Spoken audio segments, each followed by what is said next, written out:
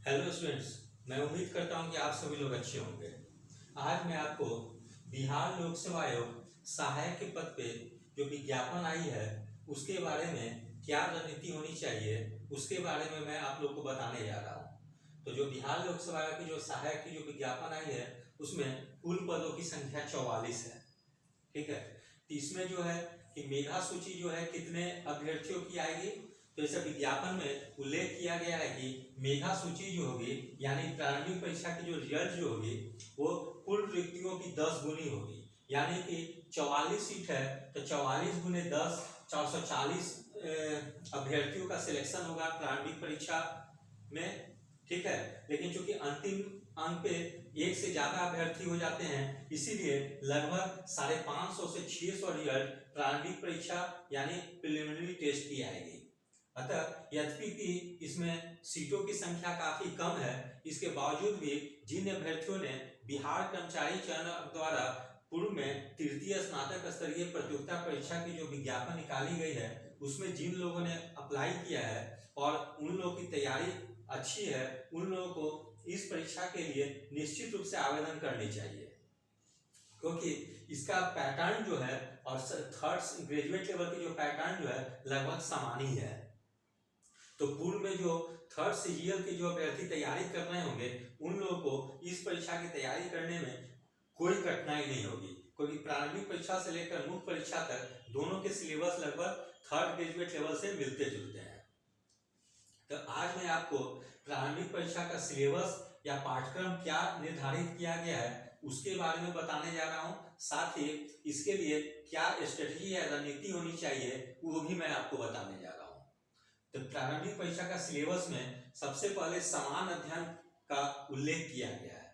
तो समान अध्ययन में प्रश्नों की संख्या जो होगी वो 50 होगी। ठीक है, तो मैं आपको पहले सिलेबस बता दे रहा हूं कि विज्ञापन में सिलेबस में समान अध्ययन के अंतर्गत किन किन टॉपिकों का उल्लेख किया गया है। तो जैसे हम लोग देखेंगे कि समसामयिक विषय में वैज्ञानिक प्रगति, राष्ट्रीय अंतर्राष्ट्रीय पुरस्कार, भारतीय भाषाएं, पुस्तक, खेल खिलाड़ी, महत्वपूर्ण घटनाएं, तो इन सब टॉपिकों को का उल्लेख किया गया है। ठीक है, ये सब टॉपिक आप कहां से कर सकते हैं, तो लूसेंट में जो विविध में जो सेक्शन जो दिया गया है वहां से आप कर सकते हैं।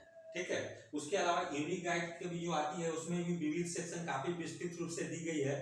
तो ये दो पुस्तकों से आप लोग विविध सेक्शन को अच्छे से कर लेंगे, चाहे वो लूसेंट समान ज्ञान की हो या यूनिक गाइड की जो पुस्तक आती है, क्योंकि विविध से लगभग 50 प्रश्न से 6-7 प्रश्न जो होता है कि वो विविध से ही पूछ लिए जाते हैं। इसलिए यदि आप विविध या मिसलेनियस को अच्छे तरीके से तैयार कर लेंगे तो इसमें काफी एडवांटेज मिलेगी आपको। इसमें अन्य चीजें भी आती है जो कि यहाँ पर सिलेबस में डिफाइन नहीं किया गया है, जैसे राज्य राजधानी, मुद्रा हो गया, विभिन्न देशों के संसद का नाम हो गया, दो देशों के बीच सीमा रेखाएं क्या है, ये सब सारे कुछ जो आती है ना सब विविध के अंतर्गत ही आ जाती है। इसलिए विविध सेक्शन को अच्छे तरीके से तैयार कर देंगे। उसके बाद फिर आगे दिया गया है भारत और उसके पड़ोसी देश। तो पड़ोसी देशों का इतिहास, भारत का इतिहास, संस्कृति, भूगोल, आर्थिक परिदृश्य, स्वतंत्रता आंदोलन, भारतीय कृषि तथा प्राकृतिक संसाधनों की प्रमुख विशेषताएं एवं भारत का संविधान। अब यहाँ तक तो ठीक है, ज्योग्राफी से मिलता जुलता था ये सब भूगोल वाला और आर्थिक परिदृश्य, लेकिन उसके बाद से पॉलिटी राज्य व्यवस्था का भी उल्लेख किया गया है। जैसे भारत का संविधान एवं राज्य व्यवस्था, देश की राजनीतिक प्रणाली, पंचायती राज। पंचायती राज को अच्छे से तरीके से तैयार कर लेंगे। ठीक है, पंचायती राज नगर निकाय वाले को सेक्शन को, क्योंकि यहाँ से अक्सर प्रश्न पूछे जाते हैं। उसके अलावा सामुदायिक विकास, पंचवर्षीय योजना एवं राष्ट्रीय आंदोलन। तो पंचवर्षीय योजनाओं को भी अच्छे तरीके से प्रथम से लेकर 12वीं तक का पंचवर्षीय योजनाओं का क्या उद्देश्य था, कौन सी पंचवर्षीय योजना कौन से मॉडल पर आधारित थी। ठीक है, ये सब चीजों को आप अच्छे तरीके से तैयार कर लेंगे। तो समान अध्ययन से 50 प्रश्न पूछे जाएंगे। इसके लिए रणनीति क्या होनी चाहिए तो वो मैं आपको बता रहा हूँ। इसके पूर्व जो है बीपीएससी द्वारा सहायक की परीक्षाएं जो है 2 बार ली गई है। एक ली गई है वर्ष 2014 में और दूसरी परीक्षा 2019 में आयोजित की गई है। अतः जो भी अभ्यर्थी इस परीक्षा में सम्मिलित होंगे वो लोग वर्ष जो 2014 और 2019 में जो सहायक की जो प्रारंभिक परीक्षा हुई थी उसके प्रीवियस के प्रश्न पत्रों को गहन ढंग से अवलोकन करेंगे। जिससे कि उन लोगों को एक पैटर्न पता चल सके कि किस पैटर्न पे प्रश्न आते हैं। क्योंकि ऐसा नहीं है कि जो बिहार लोक सेवा आयोग द्वारा जो पीसीएस के जो प्रश्न पूछे जाते हैं उसका पैटर्न और सहायक की पैटर्न लगभग समान होगी, नहीं ऐसा नहीं है, कुछ पैटर्न अलग है, कुछ प्रश्न अलग ढंग के पूछे जाते हैं।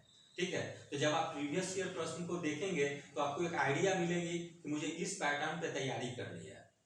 ठीक है, तो ये कर लेंगे हम लोग। इसके अलावा क्या करेंगे कि बीपीएससी के द्वारा पूर्व में जो भी परीक्षाएं आयोजित हुई हो, चाहे पीसीएस की हो, चाहे आपका जैसे फर्स्ट टाइम प्रारंभिक परीक्षा हुई थी 38वीं बीपीएससी प्रारंभिक परीक्षा में हुई थी, तो 38वीं बीपीएससी प्रारंभिक परीक्षा से लेकर अभी वर्तमान में अभी जो 67वीं परीक्षा होने वाली है बीपीएससी की प्रारंभिक परीक्षा, वहां तक के प्रश्नों को गहन अवलोकन कर लीजिए। इसके अलावा बिहार लोक सेवा आयोग द्वारा जैसे सीडीपीओ की प्रारंभिक परीक्षा, ऑडिटर की प्रारंभिक परीक्षा या अन्य कोई भी प्रारंभिक परीक्षा ली जाती है उसके भी प्रश्नों को अवलोकन कर लेंगे। क्योंकि ये मैं इसलिए बता रहा हूँ कि बीपीएससी द्वारा पूर्व की परीक्षाओं में पूछे गए प्रश्नों का आगामी परीक्षाओं में काफी ज्यादा रिपीट किया जाता है, मतलब प्रश्नों का दोहराव काफी ज्यादा होता है। इसलिए यदि आप बीपीएससी द्वारा अन्य परीक्षाओं के प्रश्न पत्रों को अध्ययन कर लेते हैं तो आपको जो कि इस परीक्षा में काफी लाभ मिलेगी। ठीक है, कोई कई बार प्रश्नों का रिपीटिशन या दोहराव काफी ज्यादा होता है। तो अगर आप इसमें मेरे द्वारा बताई गई रणनीति को फॉलो करेंगे तो 50 में से आप लगभग 40 से 42 प्रश्न आप आराम से इजीली आप सॉल्व कर सकते हैं। थोड़ा सा और मेहनत करें तो 45 प्रश्न भी इसमें सॉल्व कर सकते हैं, क्योंकि काफी ज्यादा ये स्कोरिंग सब्जेक्ट है। ठीक है, इसमें से आप 45 क्वेश्चंस भी इजीली सॉल्व कर सकते हैं। तो मेरे द्वारा कुछ पुस्तक अनुशंसा की जा रही है कि इस सेक्शन में आप यदि इस पुस्तक का अध्ययन करते हैं तो निश्चित रूप से 50 में से 45 प्रश्न भी आप हल कर सकते हैं।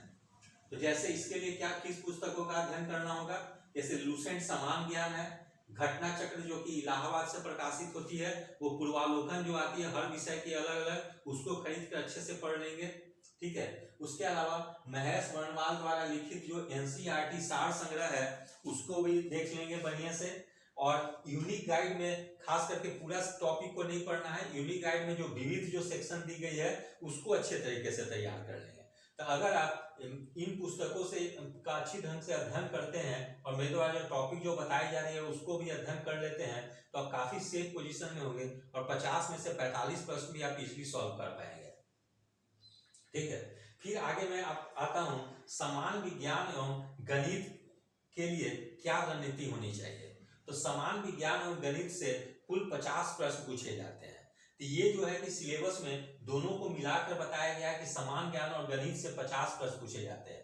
तो हो सकता है कि कभी समान विज्ञान से 20 प्रश्न पूछे जाए और 30 प्रश्न गणित से पूछ दिए जाए, या हो सकता है कि 30 प्रश्न समान विज्ञान से पूछ दिए जाए और 20 प्रश्न गणित से पूछे जाए। तो 50 प्रश्न पूछे जाने की संभावना रहती है, वो मतलब समान विज्ञान और गणित के प्रश्नों की संख्या में मतलब उतार चढ़ाव हो सकती है।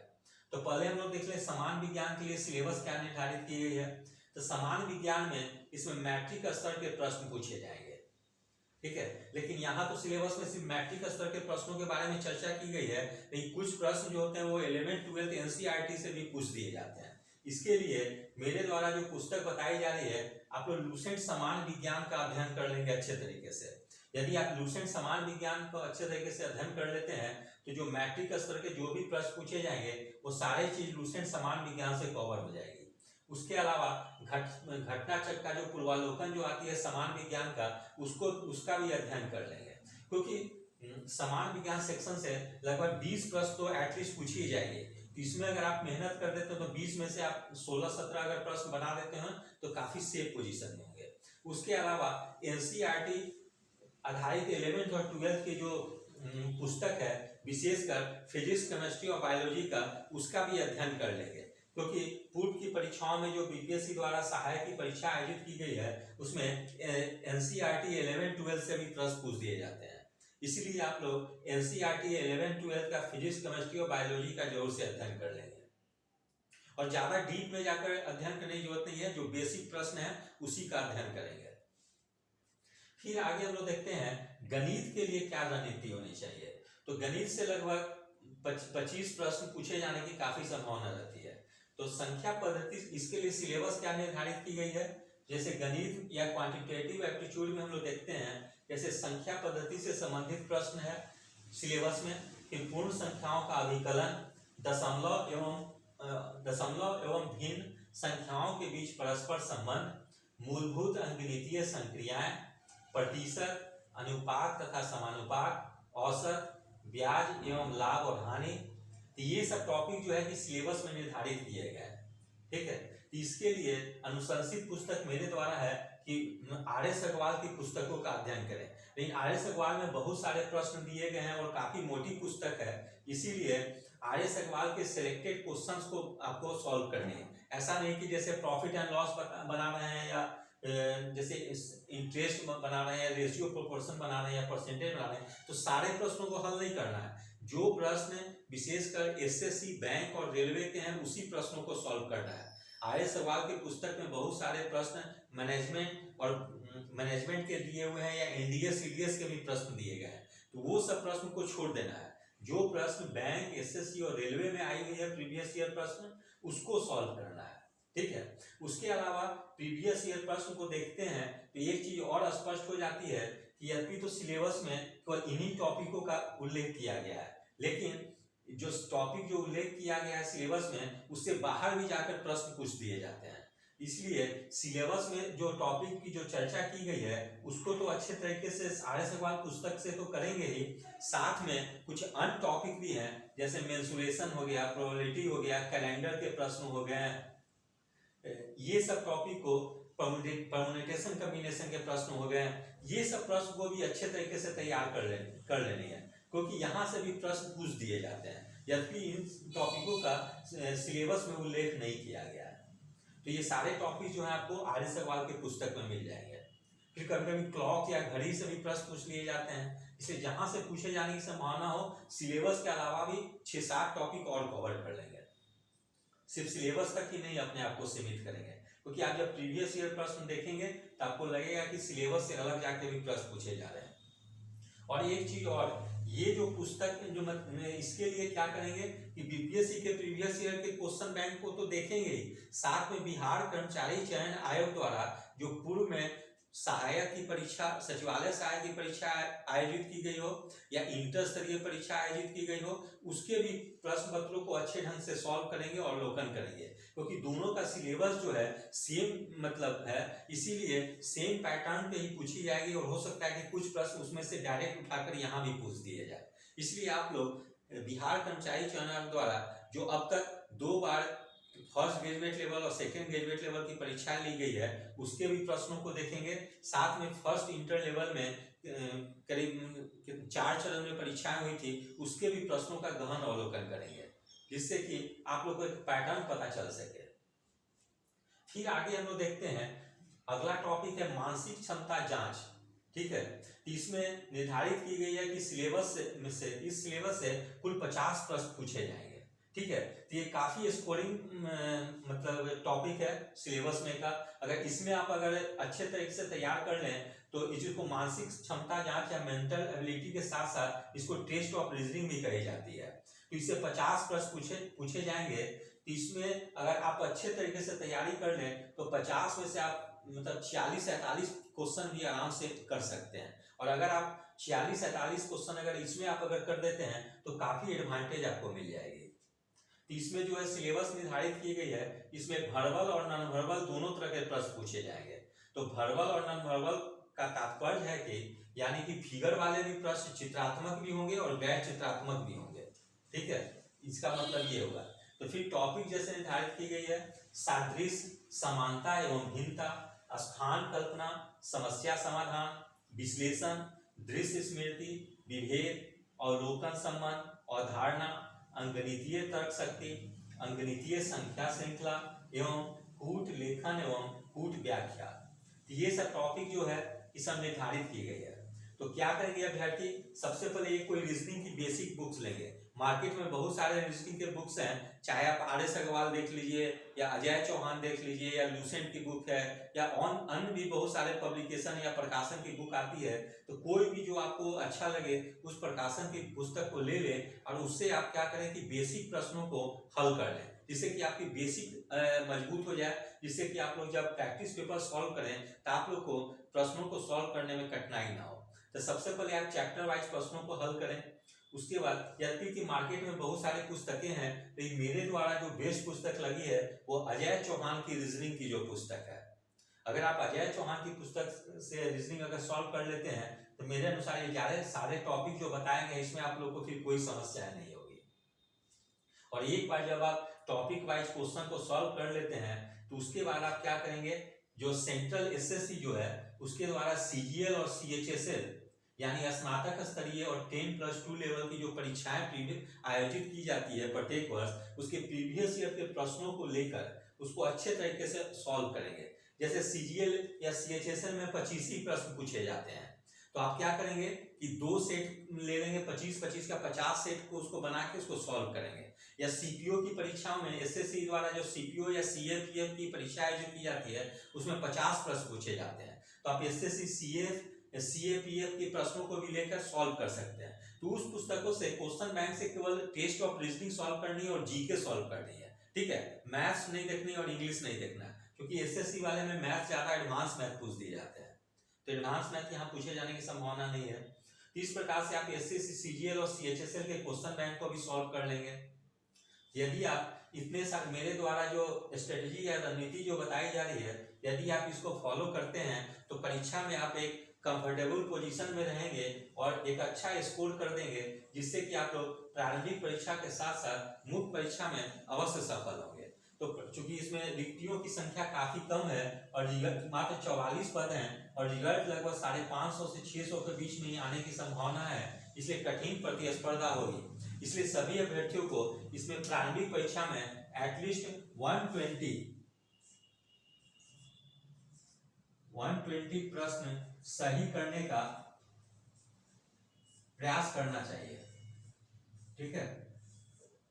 जो स्टूडेंट्स 120 प्रश्न सही करेंगे प्लस में, 120 से कम नहीं होने चाहिए। अगर आप जनरल कैटेगरी में हैं तो 120 से नीचे सफलता की कोई संभावना नहीं है।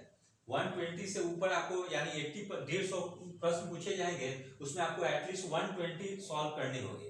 यदि आप 120 सॉल्व करते हैं तभी आप सफल हो पाएंगे प्रारंभिक परीक्षा में, क्योंकि इस परीक्षा में निगेटिव मार्किंग नहीं रखी गई है। तो आप जो है कि ऐसा प्रैक्टिस करें कि कम से कम 120 प्रश्न कोई भी सेट बनाए तो 120 प्लस स्कोर जानी चाहिए।